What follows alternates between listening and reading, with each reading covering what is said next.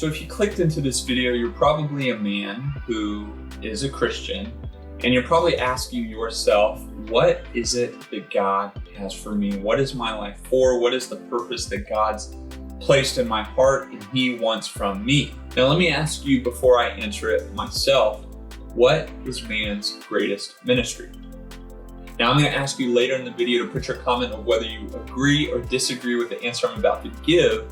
But go ahead, it would be interesting now if you have a thought that comes to mind, place it in the comments and we'll see if we have the same thought. But let me first start with a story. This weekend, I was reminded how marriage has phases. Of course, everybody starts in the honeymoon phase where your partner can do no wrong, where everything is rainbows and butterflies and you are on cloud nine, hopping on sunshine, and everything is wonderful. I'm in love, I don't care who knows it. When you ask yourself the question, why isn't everyone else able to have a marriage like this? Like, why can't they just figure out what we have? So alas, time goes on and you realize that there's some things that they don't do right.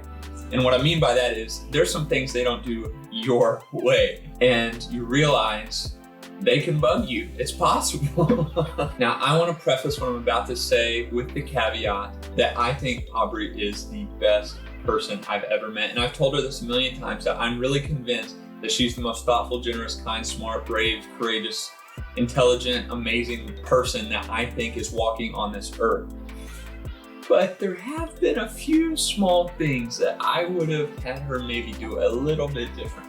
I remember that there was a few times where I would try to educate Aubrey on the right way of doing things, aka Ricky's way of doing things. And let's just say I didn't do a very good job convincing because she did not appreciate my teaching on some of those things. And I just remember it was like we were playing tug of war and I was just trying to pull her along to my side and do it my way. And I just could not get her across the line. So I gave it up and let it go. You know, pick your battles, right? So many of you know that for the month of February, I've been doing a challenge about digital entertainment dieting, meaning I'm not doing any forms of movies or TV shows or even the Super Bowl or social media or music. And if you want to learn more about that, you can click this video right up here. And it's been really hard, but it's also been very rewarding. I've been not just trying to remove those things from my life, but also fill that time with life-giving activities as well. One of my buddies back in Austin, Tim, would always say, don't just put down garbage, but pick up gold. And I'm gonna save all of my takeaways and thoughts around this challenge for a different video. But one of the most interesting takeaways that I've had is that humans are really, really bad at being bored. And what do I mean by that?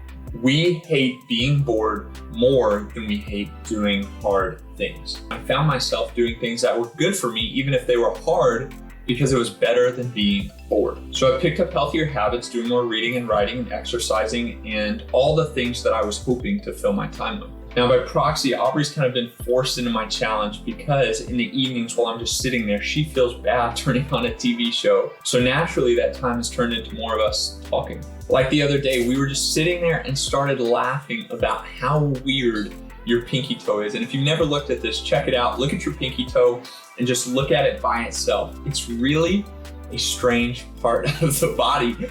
But we just sat there and were cracking up about how weird our pinky toes are. And we never would have had that moment had the TV been going. Now, what's the point? That night, Aubrey shared with me some concerns that she was having, some anxiety she was feeling around these assumptions in our marriage that she thought I was secretly feeling and thinking. Now, of course, none of it was true. It was not even on my radar. In that same time, I asked Aubrey about some of her dreams and goals, and I found out that she had been keeping this journal where she wrote down all her ideas, and they were so creative and clever and amazing and cool, and I was just amazed all while we're eating gummy worms and drinking Pepsi, and she told me about what she had been reading and learning in her book, and I was just a little stunned at how amazing and sweet of a time that was. And we had not had conversations like that for a while. Now I know this won't apply to everyone, but a friend shared with me earlier this week that a man's greatest ministry is his marriage. Our greatest evangelism tool is our marriage. Our greatest way to show people how Jesus loves us is our marriage. And especially for men, we're called to love our wife as Christ loved the church. I was really inspired by a friend this week sharing a story of how him and his wife walked through a very tough delivery of their baby. They had an emergency C-section after 9 hours of pushing, and in so many ways it left her really handicapped after the delivery of the baby. When they got home, and saving some of the details, he had to be the one to shower her, to help her go to the restroom, to help move her around, and show up in so many ways as her husband. Now I asked him, what was it that led him to step up in that moment? I mean, a newborn baby is already hard enough to take care of, much less your wife. And he said, I was emotionally drained. I was still working my day job. I was up all through the night. I changed every single diaper, but there was no other option. That's my partner. That's my spouse. And here's where I got it wrong. I confused leading my wife for telling my wife. And some of you men have made the same mistake, and you know how dangerous that can be. But this month I've learned that leading is a verb. It's something you do. It's an action. You go first. You do the hard things. You lead. It's what we do. For me, that looked like distancing myself from distractions and loving my wife enough to turn off the TV and ask her about her dreams. And my question to you is, are your dreams worth the distractions? And I meant to make the caveat in the last video that no, you're not a bad person if you watch TV. No, you're not a bad person if you listen to music. No, you're not a bad person if you watch movies or on social media. You're not a bad person, and I'm not judging you. But the question is not, am I good? The question should be, am I getting better? No TV show was worth missing the opportunity to address my wife's fears, to learn more about her dreams, to know more of what she's learning, to laugh about our pinky toes. And as a side note, just look at your pinky toe. It'll change your life.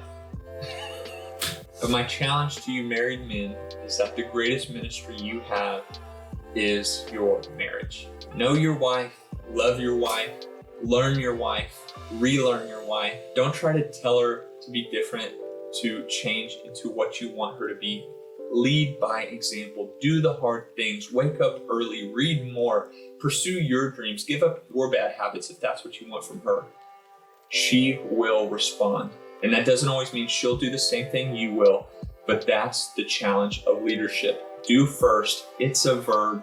Go and do it and see what happens. We as men are really good at working hard when it comes to serving in a ministry or going out and doing yard work or whatever it is. We will pour our heart and soul and 110% effort into it. But will we treat our marriage the same? If you have any other thoughts or opinions about what a man's greatest ministry is, I would love to hear from you. Whether you agree or disagree or have a different take on what man's greatest ministry is, just leave it in the comments. Of course, I won't be able to get to them until the end of March, but I would love to come back and hear from you and learn and have a discussion on man's greatest ministry. But that's all for episode 6 of Ricky's Records. Until next time, go challenge yourself.